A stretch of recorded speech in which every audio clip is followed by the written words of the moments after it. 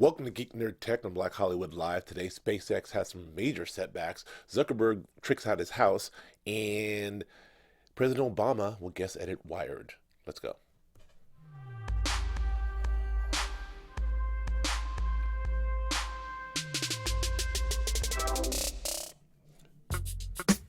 Hey, let's play it in a little bit. Welcome to Geek Nerd Tech, the show we break down tech news and nerd culture from a black and brown geek perspective. I am Joe Braswell, flying solo today, not joined as always by my man Achilles Shine, who is indisposed this weekend, as he should be. It's just me and De La Soul. Here to talk some tech news. We got some news over Labor Day. Want to get through. Didn't want to take the week off because there's too much going on.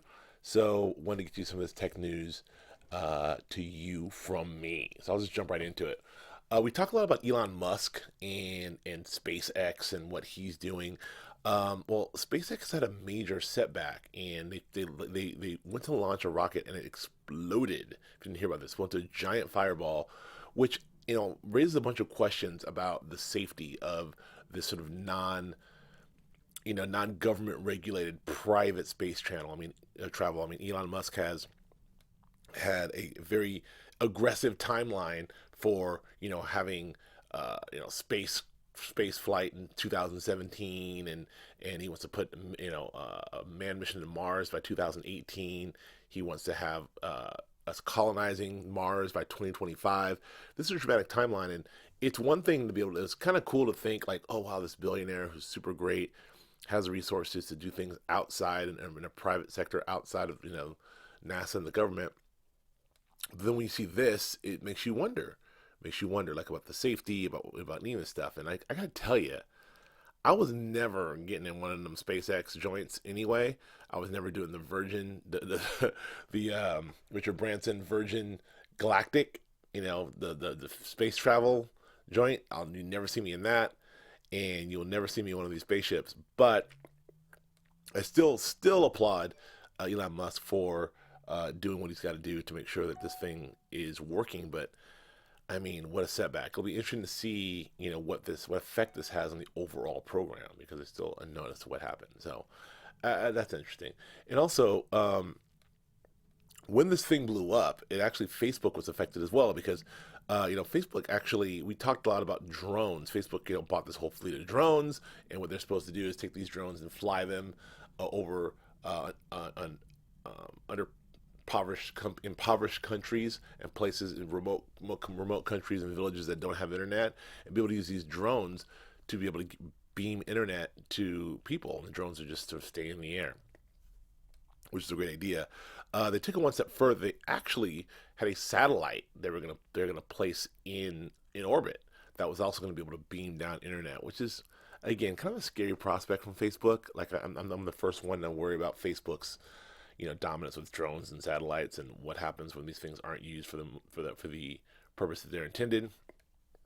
That being said, we don't have to worry about that because that was actually on the SpaceX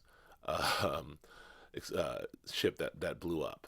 So that's a huge setback for Facebook as well. So two billionaires, Zuckerberg and Elon, in a little bit of hot water there. So we'll see. We'll see how this all plays out. But I do want to move on to Zuck. Didn't stop him. The thing about Mark Zuckerberg is he's still innovating. He's still innovating. Like the satellite thing didn't work out. He put that in space, it didn't work out. But Zuck has built an AI that controls his house. Now, Achilles especially loves to talk about the Internet of Things, where your house is controlled. You have your lighting system and your refrigerator and your oven, and all these things are controlled by the internet, and actually things happen for you. Zuck has built something like this for his own house, and he likens it more to like a Jarvis on Iron Man. So where he can come in and he can say, whatever it is, Jarvis, turn on the air conditioning to 70 degrees, please. Preheat the oven, Jarvis. Jarvis, defrost some chicken. Jarvis, turn on the lights in the living room. Start the bathtub. Like all these things, and he's got it pretty close. Turn on the television, and he's very happy about it. The funny thing is he's still working on it, toying with it, but it only responds to his voice. So his wife, it's driving his wife crazy because she comes in and she can't control anything. So it's like she's didn't like it. But I like the story because people forget that Mark Zuckerberg is a smart kid who was an incredible coder, who was an incredible hacker and incredible coder and a really smart technical guy. Not unlike Bill Gates. People forget that Mark is not a Steve Jobs type who just sort of plays the orchestra and to use the words from the Steve Jobs film, but he actually is more like a Bill Gates, a guy who's actually in there teching and coding and doing stuff. So it's kind of cool to see Mark Zuckerberg having a hands-on and inventing something again, or testing, building something. So I mean, it makes news, but that's it. Um, Moving forward, I want to talk to you about uh, this court ruling that just happened. People are calling it a fatal blow to consumer protections, and this isn't really getting that much run. And I feel like it should, because there is a sort of something that's going on in the Federal Court of Appeals. Really talk about the FTC, Federal Trade Commission. It's their job to sort of as a sort of a privacy watchdog, making sure that our information isn't shared to the right to the wrong people or shared to people unnecessarily.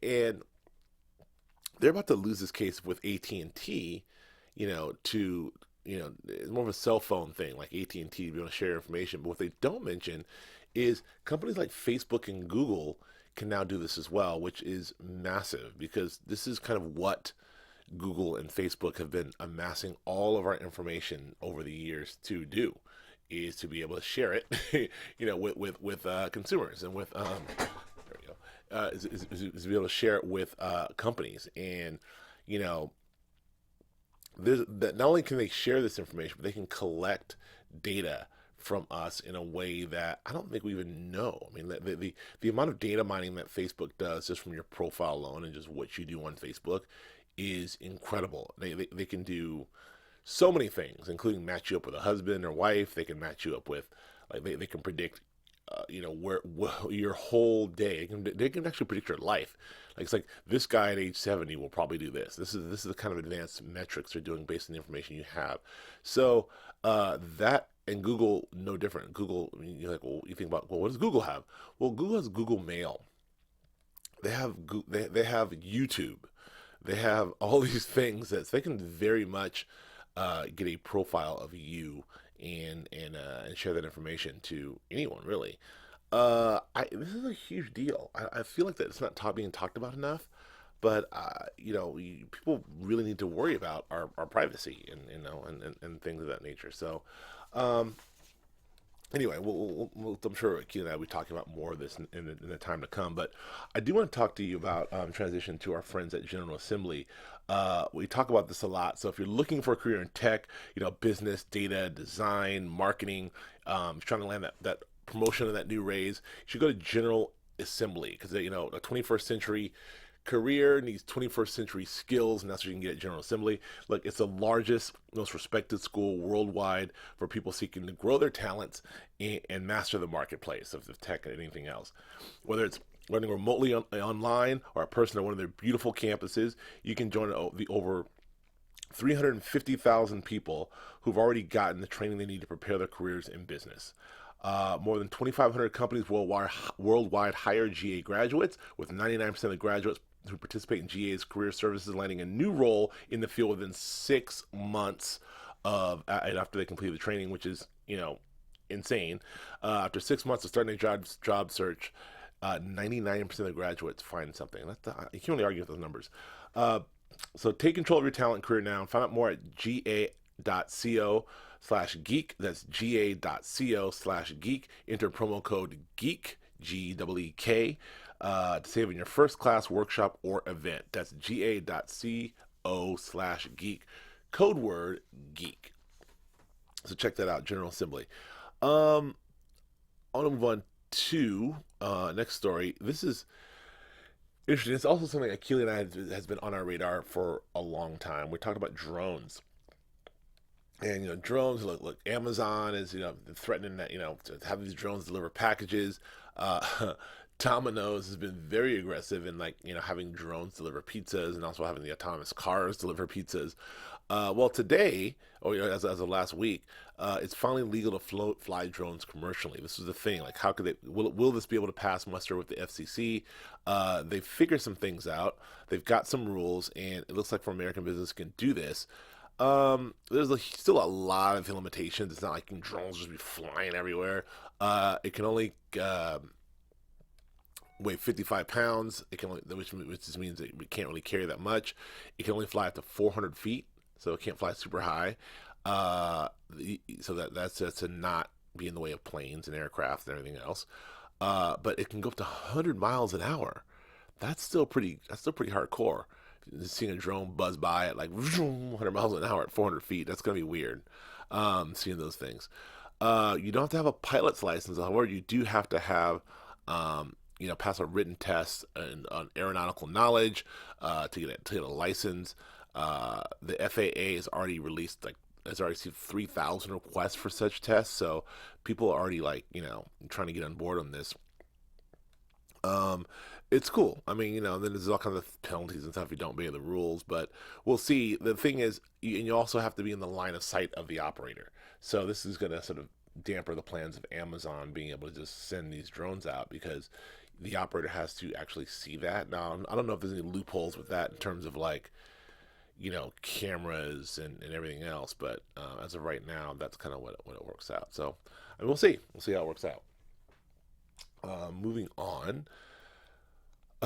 People worry about Russia and their ability to hack, and China or Korea and their ability to hack us, and mostly Russia, especially after the Clinton email thing. Well, this Washington Post has this article about how the Russian hackers can actually tip the election. It really comes from what happened back in 2000, back in 2000 in the Bush Gore election, where you had all the stuff with the hanging chads and the pokey things, and so what's happened is a lot of the stuff has been digitized and done electronically to prevent a disaster that happened like that happened in 2000, which like it or love it or hate it, gave us President Bush 43 instead of Al Gore. So to prevent that, a lot of guys have gone to this voter technology polling.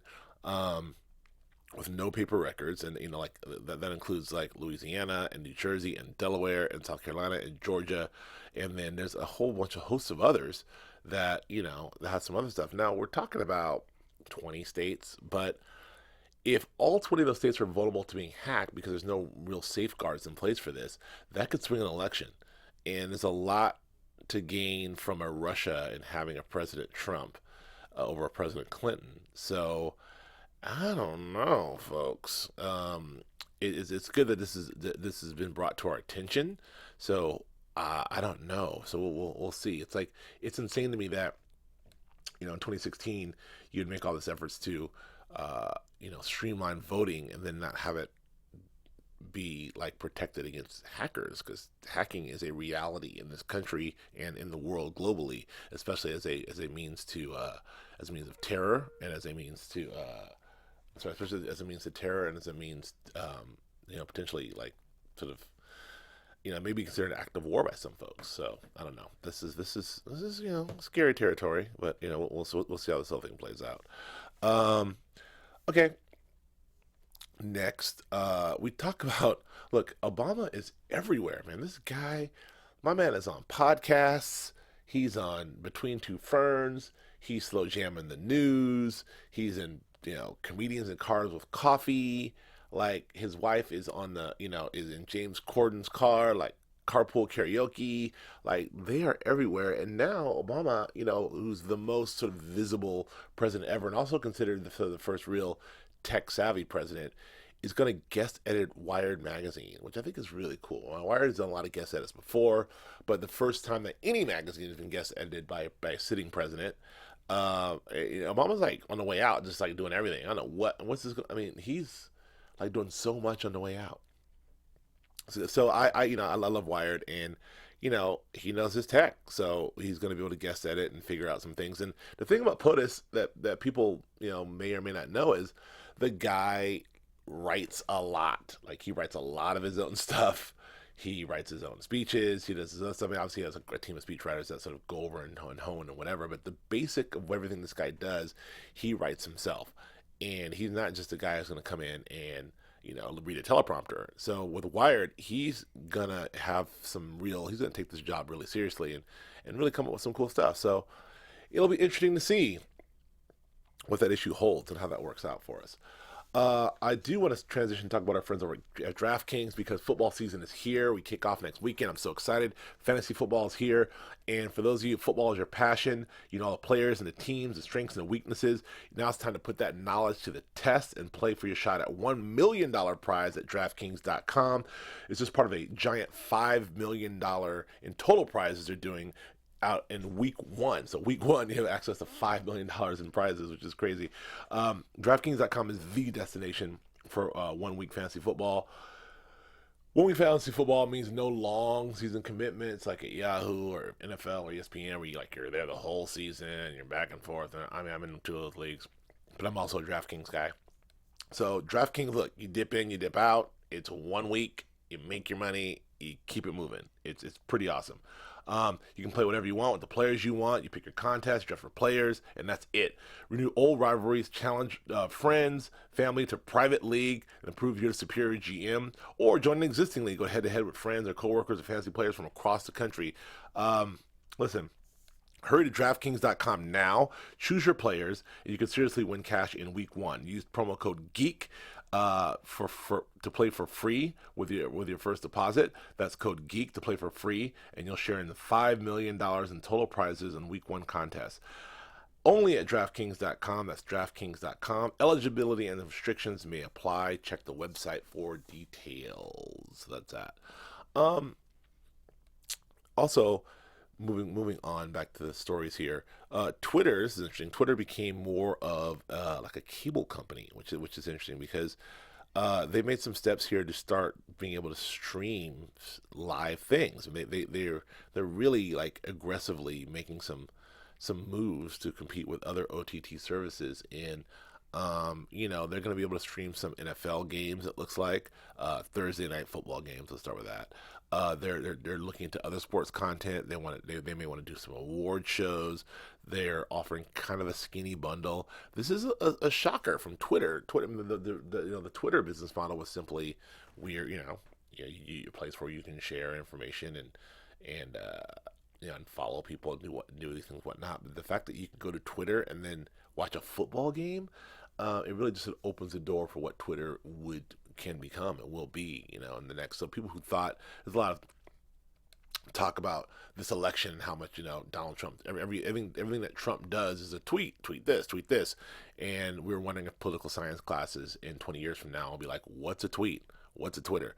Well, this is Twitter's bid to sort of stay relevant. So maybe they will be around. So that's that. Speaking of tech, it looks like after 9 years of just steady growth, the smartphone boom is finally over. I mean, it's hard to believe that it's only been 9 years since the iPhone was introduced, which is insane because it feels like it's been a part of our life for like 20 years. But I mean, 10 years ago, there was no iPhone. Like there was no, we were still like in Blackberries and flip phones, and so the idea like we are in super smartphone world over the last 9 years is really incredible of what's happened. But every year, the thing about that is every year the sales have gone up like incredibly. Like we're talking about like growth that's like I mean in the past it was like 83% of the market share. I mean it was like 10% growth and up, and now it's just kind of down to 1.6